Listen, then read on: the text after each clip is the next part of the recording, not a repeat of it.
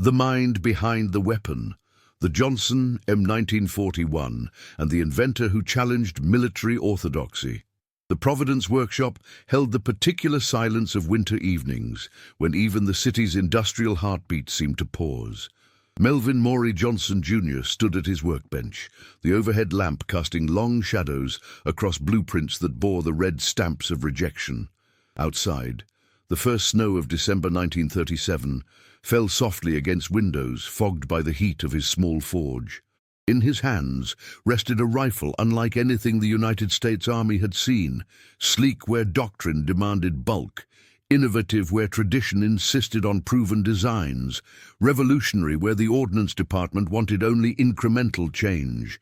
The weapon's rotating bolt caught the light as he turned it slowly, feeling its weight, its balance, the way every component fit with a precision that had consumed 3 years of his life. 8 rounds in a tubular magazine that could be topped off at any moment, a barrel that could be removed without tools, a recoil system that challenged every assumption written into military manuals since the Great War ended. He set it down gently, the metal cool against the scarred wood, and picked up the latest letter from Aberdeen Proving Ground. The words blurred together. No military necessity. Current weapon adequate. Recommend no further action. But their meaning was crystalline. The army didn't want innovation. They wanted obedience. Johnson walked to the window, his breath visible in the workshop's chill. Beyond the glass, Providence was settling into its evening routines, factory workers heading home, streetlights flickering to life. Somewhere in Washington, men in pressed uniforms were congratulating themselves on finally settling the rifle question. The M1 Garand, adopted just months earlier after decades of trials and political maneuvering, was to be America's standard infantry weapon. The matter was closed. The Ordnance Department's institutional pride was intact. And somewhere in the Pacific, on islands whose names most Americans couldn't yet pronounce, Marines would soon discover what Johnson already knew, that the Garand's en-bloc clip system carried a fatal flaw. He'd seen it during his 3 years in the Marine Corps Reserve. The image played in his mind like a film reel he couldn't stop. A rifleman in combat, 4 rounds remaining in his Garand, unable to reload without ejecting the entire clip. In the chaos of close combat, those 4 seconds of vulnerability could mean the difference between walking off a battlefield and being carried off. The Ordnance Department called it acceptable. Johnson called it a death sentence. The rifle on his workbench answered a question the Army refused to ask. Its tubular magazine meant a Marine could top off ammunition between engagements, maintaining a fully loaded weapon. Its rotating bolt allowed firing with the bolt partially open, reducing the brutal recoil that tired shoulders and degraded accuracy. Its removable barrel meant easier maintenance in tropical humidity or Arctic cold. Every feature solved a real problem, every innovation addressed a tactical reality, and every advantage was irrelevant to men who measured success not in lives saved, but in procurement contracts fulfilled. Johnson returned to the workbench, running his fingers along the rifle's receiver. The metal still held traces of machine oil, the scent mixing with wood shavings and coal smoke from the forge. This wasn't just about proving the Ordnance Department wrong. It was about the Marines who would fight with whatever weapon their country gave them, who deserved the best engineering could provide, not the best politics could tolerate. He thought of his father, a decorated officer who'd taught him that duty meant doing what was right even when no one was watching. He thought of the workshops where he'd learned his craft, the patient machinists who'd shown him how metal and precision could save lives. The clock on the wall ticked past 8. Outside, the snow was falling heavier now, muffling the city's sounds. Johnson spread fresh blueprints across the bench, weighted their corners with tools worn smooth by use. The Ordnance Department had rejected his rifle twice. His bank account was draining. His law practice, neglected for months, was losing clients. His family worried about his obsession with a weapon the Army didn't want.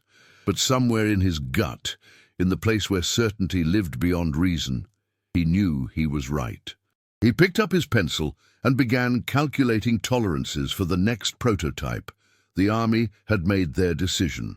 Melvin Johnson was about to make his. If stories like this make you question what you do when everyone says you're wrong but you know you're right, tell us in the comments and stay with us for the next chapters. Melvin Maury Johnson Jr. was born in 1909 into the kind of Boston family where military service wasn't just expected, it was woven into the fabric of identity. His father wore his officer's uniform with the quiet pride of a man who'd seen combat and understood its costs. The Johnson household ran on principles of duty, precision, and the unspoken understanding that some things mattered more than comfort. Young Melvin absorbed these lessons the way other children learned nursery rhymes, but he added his own element to the equation, an almost supernatural ability to understand how mechanical things worked. He was 8 when he first disassembled his father's pocket watch, spreading tiny gears and springs across the dining room table with the focused intensity of a surgeon. His mother found him there at midnight, the watch reassembled and ticking perfectly, the boy asleep with his head on his arms. That same gift manifested in bicycle repairs for neighborhood children, in modifications to his school's heating system that saved coal, in a homemade radio that could pick up signals from ships at sea. His hands seemed to speak a language his mind instinctively understood, the grammar of leverage, tolerance, mechanical advantage, the way force and resistance created motion. At Tufts, he studied engineering with the kind of systematic thoroughness that impressed even skeptical professors. But it was at Harvard Law School that the second piece of his puzzle fell into place. Law taught him how institutions worked, how decisions got made, how bureaucracies defended territory more fiercely than nations defended borders. He graduated with honors and joined the Marine Corps Reserve, where the final element revealed itself during a training exercise at Quantico in 1934. They were practicing squad tactics when a corporal's Springfield LD rifle jammed during a simulated assault. The exercise halted. The corporal fumbled with the bolt, face red with frustration and embarrassment. Johnson watched the young Marine struggle and saw not failure, but design limitation.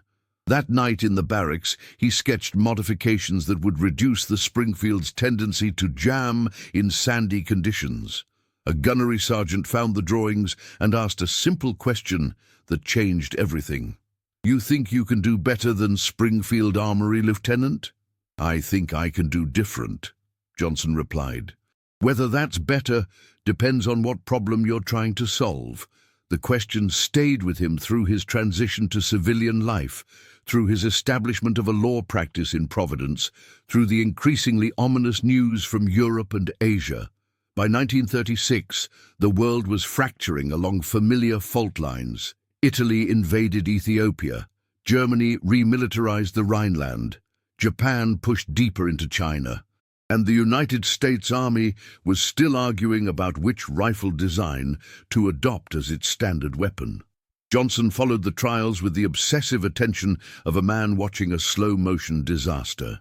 The Garand showed promise. Semi-automatic operation, reasonable reliability, acceptable accuracy. But that N-block clip system gnawed at him. 8 rounds loaded as a unit. No ability to top off. A tactical limitation that every infantry officer seemed willing to accept as the price of semi-automatic fire. In his Providence workshop, Johnson began sketching alternatives. The work consumed his evenings, then his weekends, then entire weeks, where his law practice became an afterthought. His wife, Sarah, watched the transformation with growing concern. She'd married a promising attorney with a bright future. She found herself living with a man who came to bed smelling of gun oil and metal shavings, who talked in his sleep about recoil springs and gas systems, who spent their savings on machine tools and steel stock.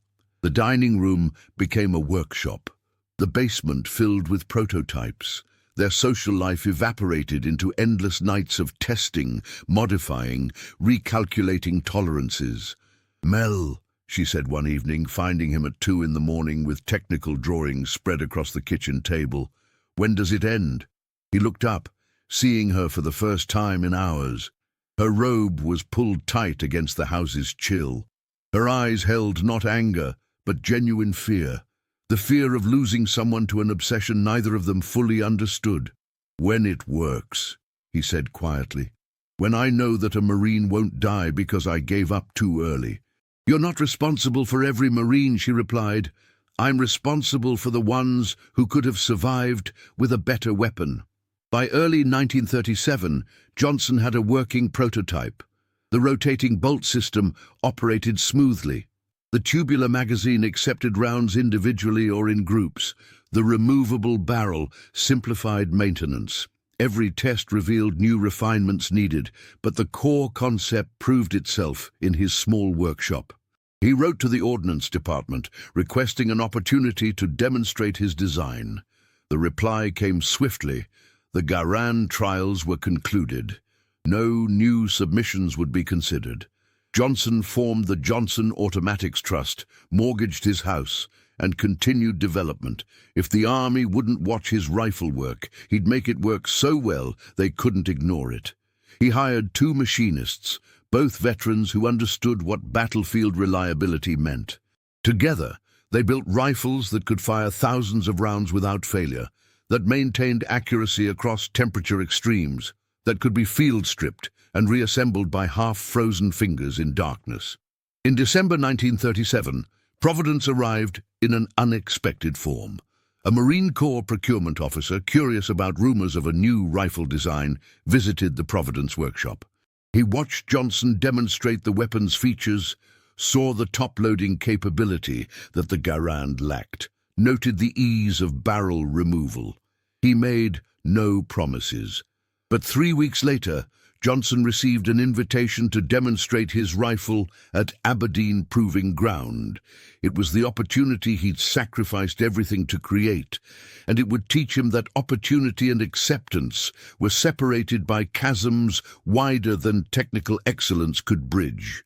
Aberdeen Proving Ground in January 1938 was a landscape of frozen mud and institutional skepticism.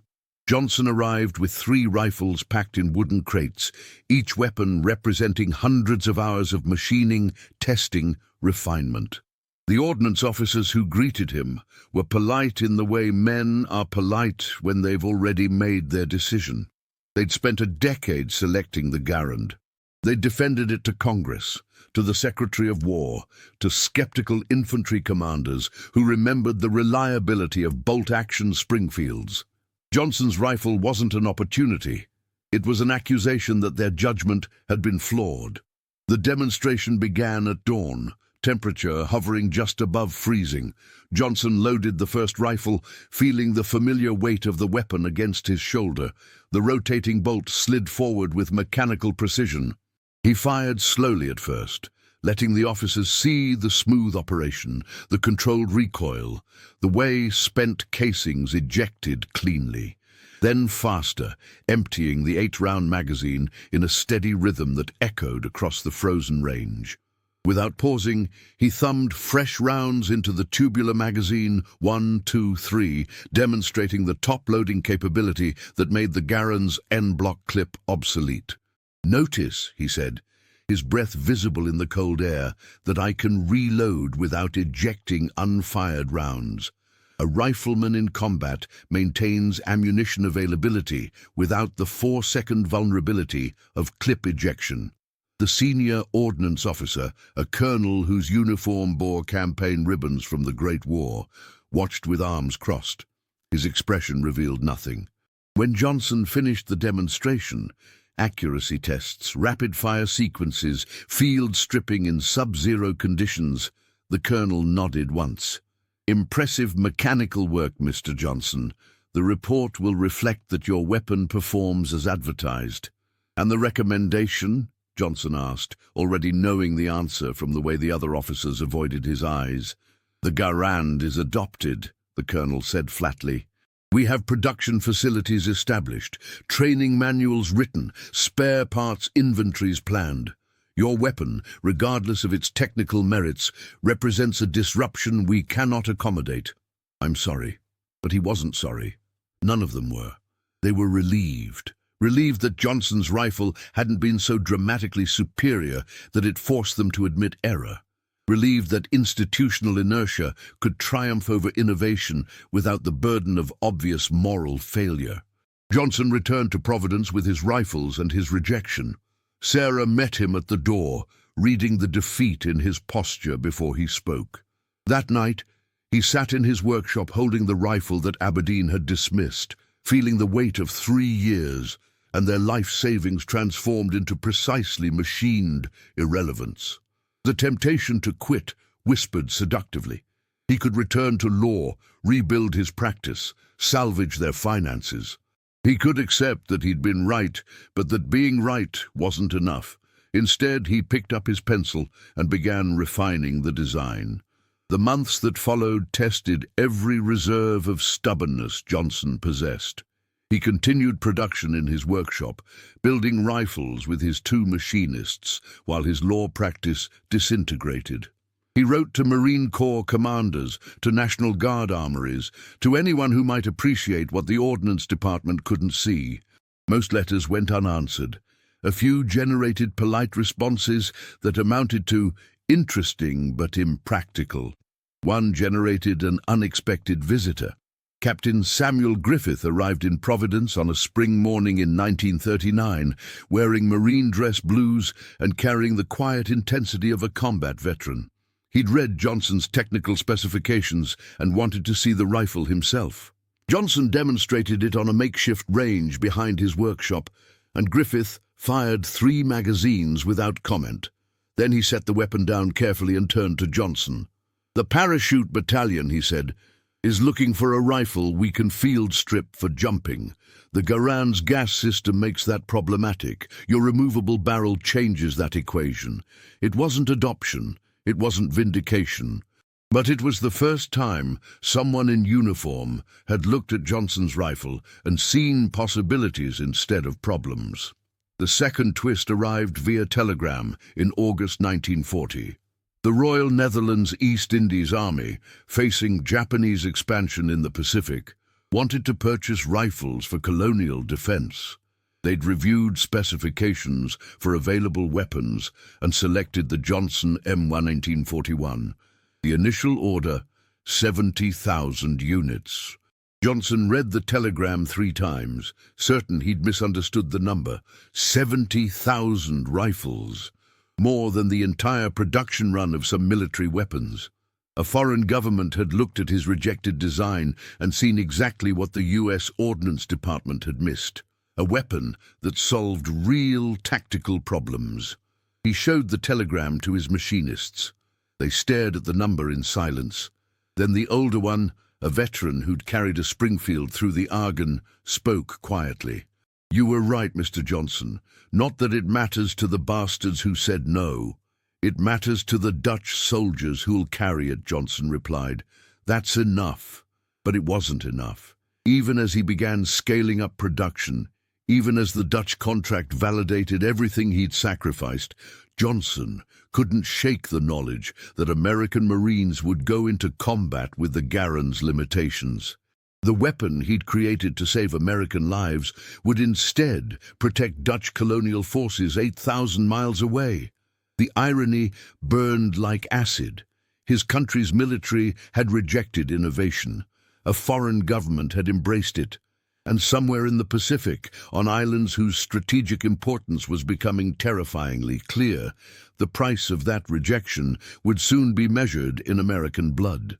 In his workshop late at night, Johnson assembled rifles destined for Java and Sumatra, while American factories mass-produced Garands. The rotating bolt mechanism clicked smoothly under his practiced hands.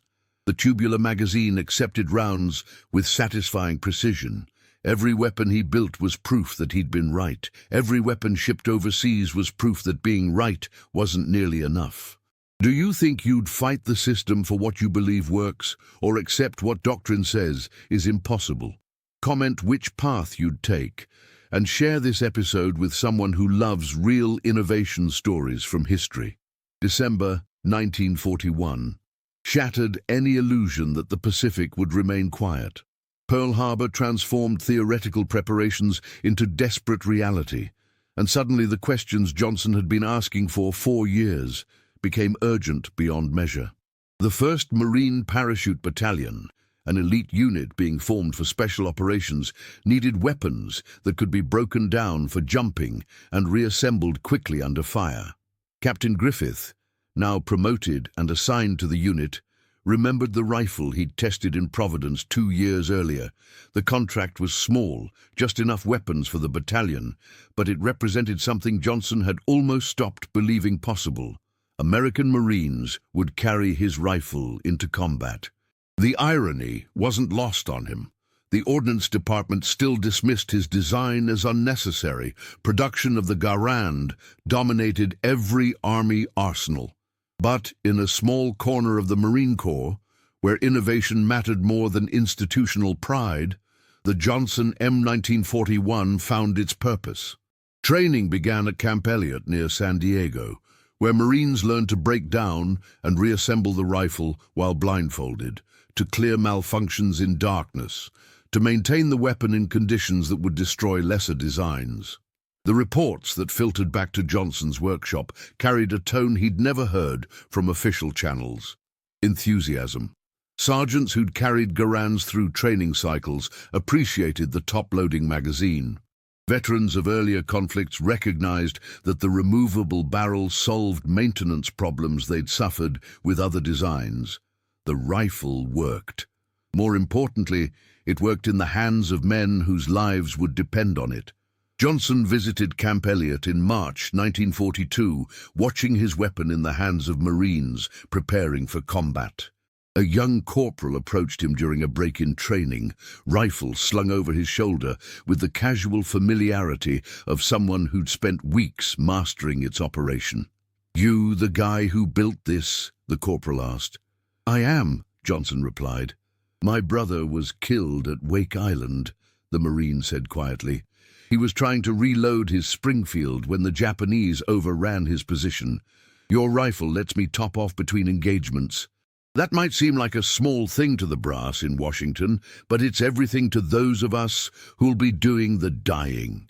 The words struck Johnson harder than any Ordnance Department rejection.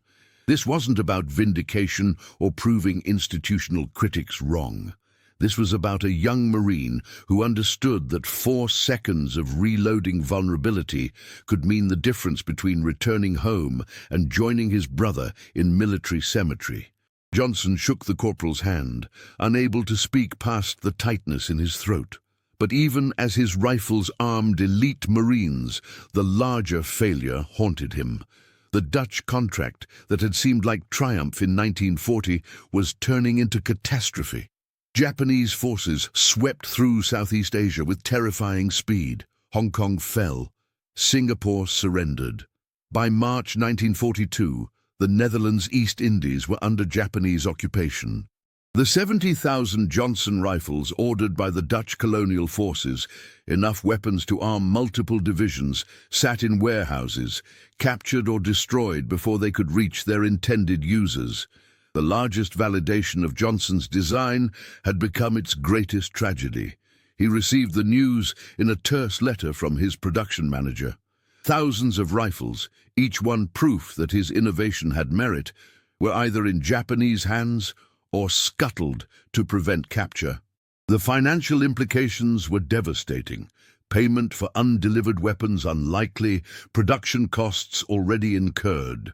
But the tactical implications cut deeper. Somewhere in the Philippines, on Bataan and Corregidor, American and Filipino forces were fighting with whatever weapons they could scrounge. Those 70,000 rifles could have changed the mathematics of defense, could have given desperate men the ammunition flexibility that Johnson had designed precisely for situations like this. In his Providence workshop, Johnson picked up one of the rifles built for the Dutch contract and felt its weight, 9 pounds of steel and walnut and wasted potential. The rotating bolt mechanism operated as smoothly as ever.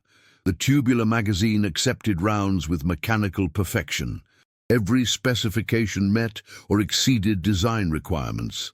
And none of it mattered, because logistics and strategy and the chaos of war had transformed innovation into irrelevance. Sarah found him there past midnight, the rifle across his knees, his expression distant. "You can't save everyone," she said gently. "I'm not trying to save everyone. I'm trying to save the ones a better weapon could reach. The Marines have your rifles. That's something." "1 battalion," he replied. "1 battalion, while the army equips millions with a weapon that can't be topped off. Do you know what that means in close combat? Do you understand the price?" She didn't answer, because they both knew she couldn't. The price would be paid on beaches and jungles and coral atolls, in the 4-second windows when Marines had to choose between reloading fully or maintaining fire with partial magazines. Johnson had tried to eliminate that choice. The Ordnance Department had preserved it. And now the Pacific War would arbitrate which philosophy saved more lives. Reports from the 1st Parachute Battalion began filtering back through official channels in summer 1942. The Marines had deployed to the Solomon Islands, where Japanese forces were building air bases that threatened Allied supply lines to Australia. The fighting was brutal, close quarters in jungle undergrowth, sudden ambushes, combat that demanded every tactical advantage a weapon could provide. And the Johnson rifles, dismissed by Aberdeen Proving Ground 4 years earlier, were proving themselves in conditions the ordnance officers had never imagined. A sergeant wrote directly to Johnson, his letter stained with jungle humidity and folded into thirds for mailing. The handwriting was cramped but legible, each word chosen with the precision of someone who'd watched friends die and understood that details mattered. "Your rifle saved my squad on Guadalcanal. We were pinned down by Japanese machine gun fire, burning through ammunition faster than doctrine said was possible. Being able to top off without exposing ourselves to reload fully made the difference. 3 of my men are alive today because your weapon does what the Garand can't. The brass may not care, but we do." Johnson read the letter 3 times, then carefully filed it with the Aberdeen rejection letters. Both documents told the truth. One truth was that his rifle worked exactly as designed, saving lives in the crucible of combat. The other truth was that the institution charged with equipping American forces had decided those lives weren't worth the disruption of changing standards. The contradiction would define everything that followed. Bougainville in November 1943 was where theory became blood and doctrine met the unforgiving arithmetic of close-quarters combat. The 1st Marine Parachute Battalion landed on beaches defended by Japanese forces who'd spent months fortifying jungle positions. The initial assault faced everything military planners feared most: interlocking fields of fire, prepared fighting positions, an enemy who'd studied American tactics and designed defenses specifically to exploit their weaknesses. And in the chaos of that first hour, when combat compressed into desperate meters of mud and coral, the Johnson rifle proved what its creator had known since that first rejection at Aberdeen. The after-action reports filtered back to Marine headquarters with a detail that Ordnance Department trials had never captured. Corporals described topping off their magazines during brief lulls in Japanese fire, maintaining ammunition readiness without the 4-second vulnerability that en-bloc clips demanded. Sergeants noted the weapon's reliability in conditions that turned other rifles into jamming nightmares: humidity, sand, coral dust, the particular hell of tropical combat where metal sweated and mechanisms fouled.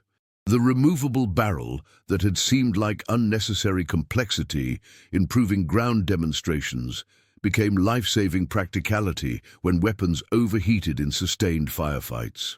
One lieutenant's report reached Johnson through unofficial channels, passed hand-to-hand from the Pacific to Camp Elliott to Providence. The officer had carried a Garand through earlier campaigns and switched to the Johnson for Bougainville. His assessment was clinical, precise, and devastating to every argument the Ordnance Department had made. In close combat, the tactical advantage of top-loading outweighs any theoretical benefits of the Garand's en-bloc system. My Marines maintained suppressive fire because they could add ammunition without breaking contact. The Ordnance Department's insistence on clip loading cost lives at Tarawa. It saved lives here because we had an alternative. Johnson read those words in his workshop, the same space where he'd first sketched the rotating bolt mechanism 6 years earlier. Vindication should have felt triumphant. Instead, it felt like proof of institutional blindness that had killed men whose names he'd never know. The Ordnance Department had access to the same tactical realities. They'd chosen to ignore them because admitting the Garan's limitation would mean admitting their selection process had been flawed. Bureaucratic pride had become measured in blood. But even as combat reports validated everything Johnson had designed, the larger war delivered its own brutal lessons in logistics and standardization. The 70,000 rifles built for the Dutch East Indies represented more than lost revenue.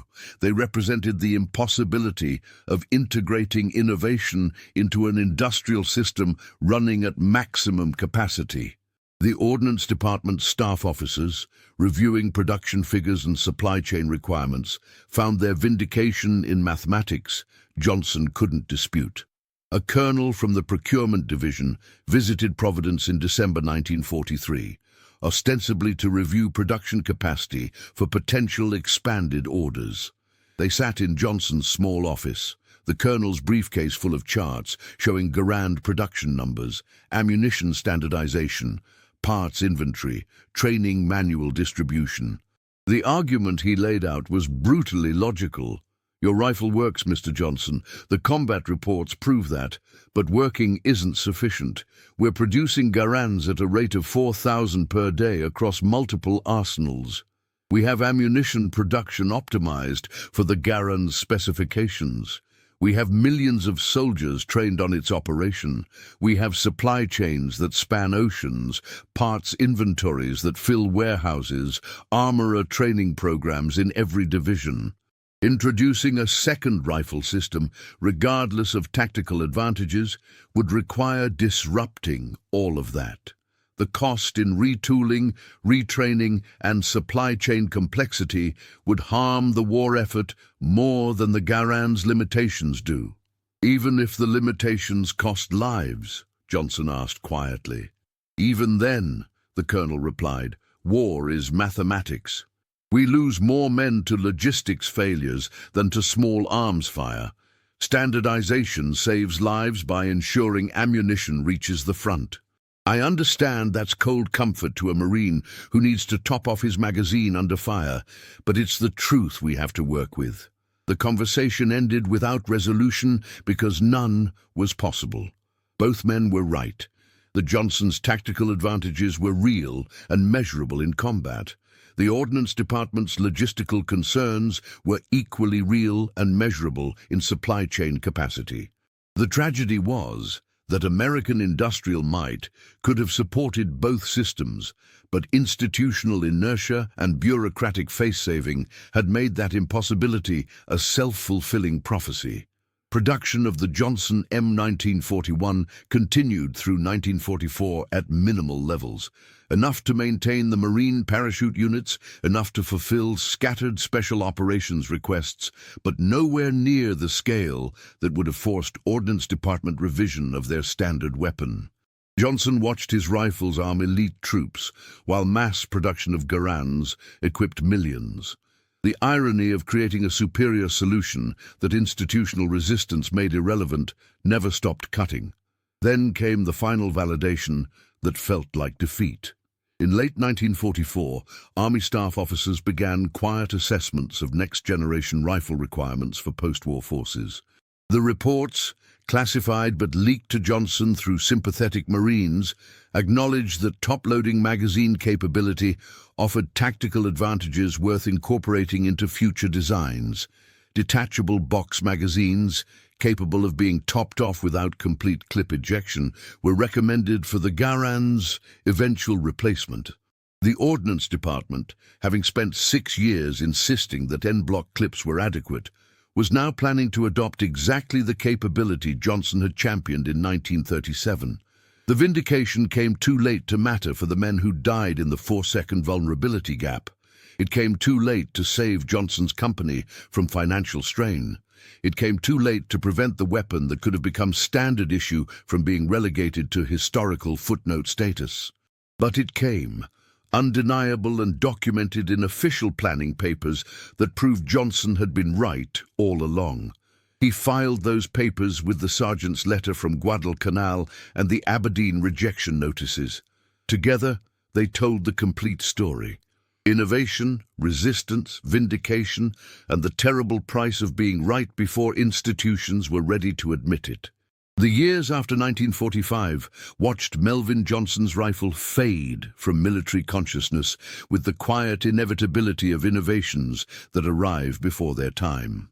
The Marine parachute units that had carried the M1941 into combat were disbanded, their weapons transferred to storage depots where they gathered dust alongside other specialized equipment deemed unnecessary for peacetime forces. The Garand remained standard issue, its en-bloc clip limitation now accepted as simply part of the weapon's character rather than a tactical flaw worth addressing. Johnson returned to his law practice full-time, though clients who drifted away during his obsessive years proved difficult to reclaim. The workshop in Providence became storage space. The machine tools that had produced thousands of rifles sat idle, their surfaces slowly acquiring the patina of abandonment. Sarah watched her husband adapt to civilian life with the same quiet determination he'd brought to rifle development. But she noticed how he'd stop sometimes when news mentioned the Pacific, his expression distant, calculating costs only he could see. The first major twist came in the 1950s, when the Ordnance Department finally acknowledged what Johnson had demonstrated 15 years earlier. The M14, designed to replace the Garand, incorporated a detachable box magazine that could be topped off at any time. The very feature that Aberdeen had dismissed as unnecessary complication in 1938 became standard in the rifle adopted in 1959. The technical reports never mentioned Johnson's name. The design committees never credited his pioneering work. The institutional memory of the Ordnance Department had efficiently erased the inconvenient truth that they'd rejected the right answer and spent 2 decades pretending the wrong answer was adequate. Johnson read about the M14's adoption in a firearms magazine. He studied the photographs of the new rifle, noting the magazine system, the top-loading capability, the tactical flexibility he'd fought to prove necessary. He felt no triumph. His patents had expired. His company had dissolved. The recognition that might have meant something in 1940 arrived in 1959 as hollow vindication. Proof that he'd been right too early for it to matter. "They'll never admit you showed them the way," Sarah said, reading the article over his shoulder. "They don't have to admit it," he replied. "The rifles speak for themselves, but the rifles were speaking to an audience that would never hear them." The surviving Johnson M1941s migrated to surplus dealers, gun collectors, and museums, where they became curiosities rather than warnings about institutional resistance to innovation. Military historians occasionally noted the weapon's technical specifications, usually in footnotes, comparing it unfavorably to the Garand's superior logistics profile. The tactical advantages that had saved lives on Bougainville became statistics in comparative analyses that missed the entire point. The second twist emerged in the quiet conversations Johnson had with veterans in his later years. Marines who'd carried his rifle sought him out at gun shows and veteran reunions, wanting to shake the hand of the man who'd built the weapon that brought them home. Their testimonials carried a weight that Ordnance Department reports could never capture. A sergeant who'd fought through 3 Pacific campaigns brought his son to Johnson's office, showing the boy a museum-piece Johnson rifle and explaining how its top-loading capability had saved his squad when Japanese forces overran their position at 2 in the morning. "Your dad's rifle is the reason you exist," the sergeant told his son. "The Garand would have left us vulnerable for 4 seconds while reloading. Your grandfather's squad used those 4 seconds to maintain suppressive fire and survive long enough for reinforcements. That's not in any official history, but it's truth nonetheless. Johnson listened to these stories with the quiet appreciation of someone who'd sacrificed financial security and professional reputation for principles that couldn't be quantified in procurement reports. He'd been right about the tactical necessity of top-loading magazines. He'd been right about the value of removable barrels in tropical conditions. He'd been right about the Garan's limitations, and being right had meant precisely nothing to institutions that measured success in production numbers and procurement politics rather than lives saved. He died in 1965, his rifle a footnote in firearms history, his challenge to orthodoxy forgotten by everyone except the men who'd carried his innovation into hell and found it worthy. The obituaries mentioned his law career and his service in the Marine Corps Reserve. Only one mentioned the rifle that bore his name, and then only in passing. The institutional memory that had rejected his weapon had successfully erased his contribution to military small arms development. The Johnson M1941 survives now in museum collections and private arsenals, its rotating bolt and tubular magazine testament to the mind that imagined solutions the Ordnance Department couldn't see. Collectors prize it for rarity and mechanical elegance. Military historians study it as proof that superior doesn't mean adopted, that innovation requires political capital as much as engineering genius. The surviving rifles speak to those willing to listen about the space between excellence and acceptance, about the cost of being right when institutions insist on being comfortable. In a climate-controlled museum outside Quantico, a Johnson rifle sits in a display case next to a Garand and an M14. The placard notes the Johnson's limited production and specialized use by Marine parachute units. It mentions the top-loading magazine system. It does not mention that this capability, dismissed as unnecessary in 1938, became standard in the M14 beside it. The institutional silence persists even in historical display, protecting the Ordnance Department's pride decades after the decisions that pride defended became irrelevant. But the Marines who carried the Johnson into combat hold different memories. At veteran reunions, in quiet conversations over coffee, they speak of a rifle that let them survive when doctrine said they should have accepted vulnerability. They remember a civilian inventor who understood their needs better than the officers charged with equipping them. They remember that being right isn't enough, that changing institutions requires more than better ideas, that sometimes the best answer loses to the politically acceptable one. Melvin Johnson's legacy isn't in museums or official histories. It's in the children and grandchildren of Marines who came home because a weapon let them top off magazines under fire. It's in the lesson that innovation dies when institutions value pride over progress. It's in the knowledge that somewhere in America, in workshops and garages, other inventors study Johnson's story and learn that being right before anyone believes you is the hardest kind of victory, the kind that saves lives quietly while history credits someone else. The rifle endures as what it always was, a perfect answer to a question the military refused to ask until after the asking would have mattered, carried into battle by men who knew the difference between what doctrine demanded and what survival required. And in the end, that difference measured in lives saved was the only vindication that ever mattered to the man who dared imagine better when better was unwelcome.